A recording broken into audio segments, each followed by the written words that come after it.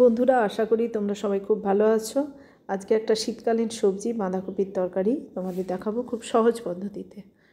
কড়াইতে আমি 4 table spoon মতো সর্ষের তেল দিয়ে গরম মশলা ও 5 ফোড়ন আর একটু হলুদ অ্যাড করলাম। বাঁধাকপি, গাজর আর আলু আমি ডুমো ডুমো করে কেটে নিয়েছি। এবার ওই মশলার মধ্যে আমি ডুমো করে কাটা আলু আর গাজর দিয়ে ভালো করে নাড়াচাড়া করে নেব। পরিমাণ মতো আমি নুন দিলাম, দিয়ে ভালো করে ওটা কষে নেব।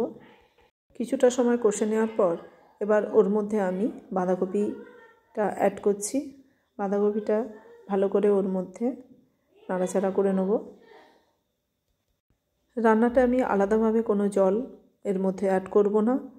ভালো করে কষে নিয়ে ঢাকনা লাগিয়ে মিডিয়াম আঁচে এটা আমি রান্না করতে থাকব। এবার আমি পরিমাণ মতো লঙ্কার গুঁড়ো আর হলুদ অ্যাড করছি, আর একটু নুনও অ্যাড করলাম। ভালো করে মশলাটা ওর মধ্যে নাড়াচাড়া করে আবার আমি ঢাকা দিয়ে দেবো।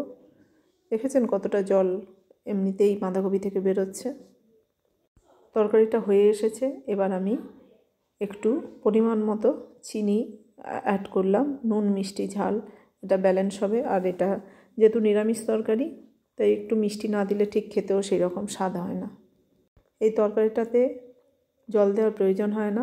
ধিমে আঁচে ঢাকা দিয়ে দিয়ে রান্না করতে হয়, কিন্তু খেতে ভালো লাগে। রান্নাটা আমি পুরীর এক হোটেলে খেয়েছিলাম, ওই রাঁধুনির কাছ থেকে জেনেছিলাম। আমার খুব ভালো লাগে, আপনারাও করে খাবেন। তরকারিটা আমি সার্ভ করছি।